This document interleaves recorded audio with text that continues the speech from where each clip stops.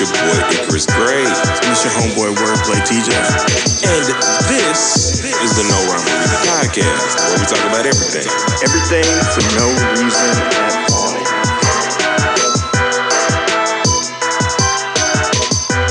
And we're live. Yeah. What's good, people? It's your boy Icarus Gray. And it's your homeboy Wordplay TJ. And this is the No Rhyme or Reason podcast, where we talk about everything. Everything for no reason at all. We back. Yeah, and rest in peace to all your daughter's calf muscles, according to Biggie.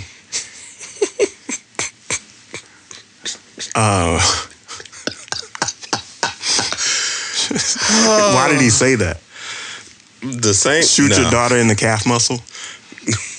Nah, we're not going to talk about them Biggie lines that are all questionable because it made me think of the other one. There's lots of them. Dog. There's lots of them, and nobody ever talks about that. You see what I'm saying? Yeah, ain't nobody that fine. Speaking of rest in peace, first I want to say rest in peace to Take Keith. Yeah. I would play sicko mode right now, but like, yeah, that's really important. He's 29 years old. Yeah, he passed, and don't know any information about why at the moment, but as soon as we do, we'll share that. So we're here to talk about a classic album after 25 years now. Mm-hmm. We have Reasonable Doubt, Jay-Z's delayed classic album. Wasn't considered a classic at first, and so that's going to be the nature of our conversation. And we're going to talk about why it was a delayed classic to begin with. We're going to talk about some of the production, the lyricism, the calf muscles, all of those things that are important to this conversation. TJ, before you go any further, I realize why it was a delayed classic. Why? Mary J. Blige was on song number 1. You had the same thought that I thought. No shade. I was going to say, like, your least favorite person is on track 1, which is why you didn't get into it. Oh, no. Man. But when I think about Jay-Z and I think about the story, the lead up to Reasonable Doubt, he had some singles that were popping regionally. He was selling records already. He was out of the trunk, so to speak. Yeah. And literally almost. And already had been on Hawaiian Sophie with Jaz-O, had spent some time in the UK touring with Jazz, and came back to the United States ready to kind of break out and do his single career. I don't know if you've ever heard the freestyle with him and Big L. And a bunch of other folks. Once, yeah. But that was circulating on the radio. So like Jay-Z had this hold on New York City and the New York City region in a way that was really impactful. He was already getting radio play. I think he had a song kind of called "In My Lifetime" as well. And then fast forward, he does a deal with Payday Records, gets out of that deal, and then releases Reasonable Doubt. But I think part of the reason why it's a delayed classic and why it wasn't a classic at the time is because of the production, the storytelling, but also Jay-Z needed to break out of that New York region. So is there anything that stood out for you? Because I know you've listened to it a little bit less than I have. What stood out to me is just how well thought out the album is. Yeah. I don't feel like the interludes like take away from anything. They actually add. And the experience of listening to it is he crafted to me a lyrical masterpiece. As a lyricist, it's always interesting when you're able to make the perfect mix of beat selection, verses, and everything. And I don't really think he misses, except for like maybe one point in the album, but he doesn't really. He's so well crafted. Like it's always been that way in terms of my mind. Like whatever album he puts out, I think there was a lot of thought gone into it. Whether it works or not, you can still listen and follow the through line of at least what he was thinking. Yeah, and I think that through line kind of stands out with the production. Right. You have Ski taking on the majority of the production on the album. You have DJ Premier that shows up a few times. Sheesh. DJ Clark Kent on Brooklyn's Finest. And who else? There's one more name I'm forgetting. Irv Gotti, rest in peace. Yeah. So Irv was on "Can I Live," which is one of my favorite songs. A sample from Isaac Hayes, a record that I listen to this day. By the way, did you know that Isaac Hayes sample? Mm-hmm. You have to listen to like 5 minutes into the record. It is not like immediately when you turn the record on. I think it's called Ike's Groove or something like that. Mm-hmm. Or something like that, yeah. And as you're listening to the record, you don't find a "Can I Live" sample until like halfway in. Which is the whole like amazing process of the producers of that time, the ones that stood out, the ones that made a moment. I think we did this in our Dilla video as well. The best producers are able to know that the skimming doesn't start like in the first 2 or 3 minutes. Like you have to comb through a record until you find exactly what you're looking for, and that was like "Can I Live," like I said, was one of the best moments on the album for me. Also, Dead Presidents too. Like I can't, like it's so iconic, the sound and feel of that record. Yeah, The Evils stands out for Jesus. me. Woo. The scratching by Premier and bringing in Snoop Dogg lyrics, right? Mm-hmm. Snoop was just on the rise at that time, working with Dr. Dre and putting out Doggy Style, and that kind of emotion comes out a lot, and also like using Nas lyrics for Dead Presidents. Like those are two moments where you're hearing other MCs that aren't actually featured on the record on the song, and so I think we should come back to why this is a delayed classic. Yeah, Reasonable Doubt was not like as well received outside of New York City or even the sort of northeast region. Mm-hmm. Until Hard Knock Life came out. Yeah. Jay-Z put out Reasonable Doubt, got with Def Jam for Volume 1, connected with Puff. People criticized his connection with Puff because they were like, he's doing that shiny suit stuff. Yeah. Some of the singles came out and they were like, this is just Puff putting Puff on on Jay-Z. Like, I shouldn't have said that. But anyway, don't put Puff on anybody. Anybody.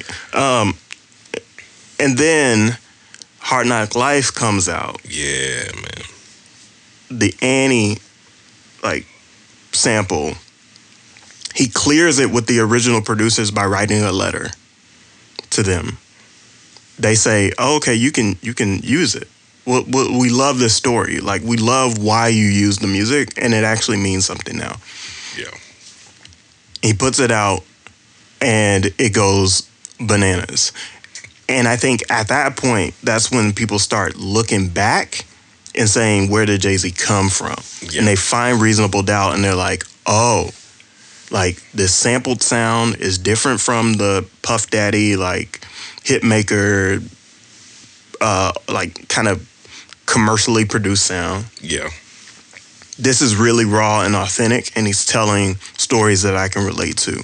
So I think that trajectory is one reason why it's a delayed classic. Do you also think that, and when we talk about these classics in that time, there's always the factor of physical sales and the fact that inventory was still a thing. Like, it wasn't, a new album came out and you just shoved everything like in the back of the like warehouse. No, those albums were still out there. Is it like just that monumentous thing of how big Hard Knock Life was, that people are now going to search for him, and they're just like, oh, I didn't know he had, and they're like, grabbing 2 or 3 copies. They're grabbing Volume 1. Maybe they didn't hear it initially. They're grabbing Reasonable Doubt, and are like, maybe they're throwing Volume 1 to the side. Yeah, I think it's a matter of like his fans propelled him, because in the South, Jay-Z wasn't popular. You know what I mean? Right. Like us growing up, and we're gonna get to it as we, a few weeks from now, we'll talk about Country Grammar. Like our music wasn't the same music that the fans enjoyed in that kind of New York City region, that East Coast region, really. Yeah. It was Hard Knock Life. He had to tour around. He had to like expand his fan base in order for that to happen. The internet didn't even help, right? Because the internet wasn't that ubiquitous at the time. And so, yes, like it is hand-to-hand sales, but it's growing. It's the growing of his fan base, which made Reasonable Doubt a classic, not so much like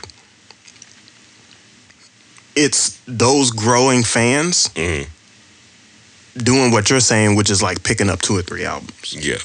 But also, it ain't everybody. He's still like really underground, even until... Yeah, you are correct. Even until like, what is it? Blueprint comes out. It's Volume 3, right? No, Blueprint is beyond Volume 3. Okay. So another thing I wanted to say is the South portion, right? Like I remember, this is a credit to how big Hard Knock Life was. Like I remember hearing that, and like I remember like singing it because it was like stuck in my head. It was like the perfect use of that sample, of that Annie sample. And like, now granted, it didn't, at that point in time, I wasn't really out buying albums and stuff, so I couldn't really get that. But it's something that like stuck. Like it's one of those singles that like I knew who he was from that. Yeah. So there is something special between Hard Knock Life and Blueprint. Jay-Z's singles really started taking over, and the singles that I note are outside of Hard Knock Life is Big Pimpin'. Yeah. I think the first times that I seen him on TV, like video, like MTV and those types of things, were the Hard Knock Life, and then Big Pimpin' video. But also, I'm a hustler, baby. Excuse me, miss. Excuse me. Change clothes. No, excuse me, miss is something that came later. I'm looking for song. Pull up volume 3 really quick. There are a few other songs on Volume 3 that I saw on the TV. I could be mistaken though.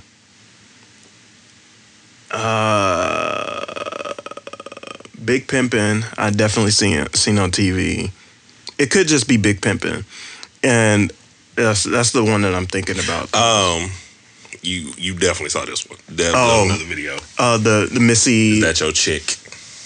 Yeah, Missy and Twister. I definitely heard the song for sure. I saw that. I definitely remember seeing that video because I remember like that was my big introduction to like Bleak at that time. Yeah. But Big Pimpin' is, like you said, also that doorway to the South, because that's also my first introduction to UGK at the time. Like I didn't have anybody that was playing Riding Dirty or whatever to me. So introducing Jay-Z in this, like in that way where he was, I think by this point he had already done the remix of Hun with Juvenile. And so he was doing these things where he was like getting that nod, and the Southern artists knew him. Yeah, he had Welcome to Atlanta. No, not Welcome to Atlanta, but what was the Money Ain't a Thing? Sorry. With Jay, that was another song that I know I saw the video for, because I remember them driving in the Lambos and the horses and all of that, and like I was like, oh, I like this. And I liked, because again, you bring it into this The thing that I think ASAP Rocky does or did really well when he first started was that, you know, he took that Houston slowed up flow and mixed it with New York, which is really, really enjoyable. And I think that like Jay was just so far ahead of his time in regards to like making those single connections that basically made this the sound of the artist that I think we love the most today. Is like meld these things together versus making it so sample heavy without an 808, without a really big like feeling, and he was embraced that totally. Yeah, I think what can be pulled out of that is his collaboration Yeah. is what makes his work classic. His collaboration on Reasonable Doubt. Then you have like through that from volume 1 up until even to Blueprint. Yeah. He's collaborating with all these other artists that are like making him hot in a sense. Yeah. Because they're making really good singles along the way. And then on top of that, when you get to Blueprint, the Reasonable Doubt sound is reflected in Blueprint because he's back to like soul samples. Yeah. Not just like keyboard beats, so to speak. And you know, And by Blueprint, that was the Kanye introduction, right? yeah, that was the Kanye introduction. You have Just Blaze introduction. Timbaland shows up again. Eminem produced one of the tracks on there. Bink Yeah. is on that album. I'm hoping I'm not forgetting anybody, but those were the majority of the producers on there. I can't remember if S1 was on there, but it could be. But ultimately, Yeah. it's his work with other people and curating that work with other people, which is like why Jay-Z is more of a producer than, I would say, he's more a producer and a rapper than anything. Yeah. I definitely feel that. Because he knows how to curate the sound, and he knows how to pick who to work with. He knows who has talent, and that work is the reason why this was a retroactive classic, a delayed classic for Jay-Z. Yeah, because I think the biggest thing that you've kind of exposed to me in this way that's very new, Jay was somebody who wasn't just thinking about his next album. He would always, to me, in terms of how he moved, and if you're listening to the sound, like you said, you're thinking about a catalog. So if you put out a new song, one of the fire songs that he would do, like I'm more inclined to want to go and look back and find more of that. That's exactly what happened. And not to mention it's year over year, right? Yeah. It's 96, it's 98, it's 99, it's 2000, it's 2001. So, yeah. But this is a classic. Let us know what you think down in the comments. Is this a delayed classic? Did you know about it? Make sure you hit that subscribe button and hit that bell notification so you can be notified for every time that we go live. It also helps when you like, share, and comment. But we'll see you in the next piece. A 1 and a 2 and peace.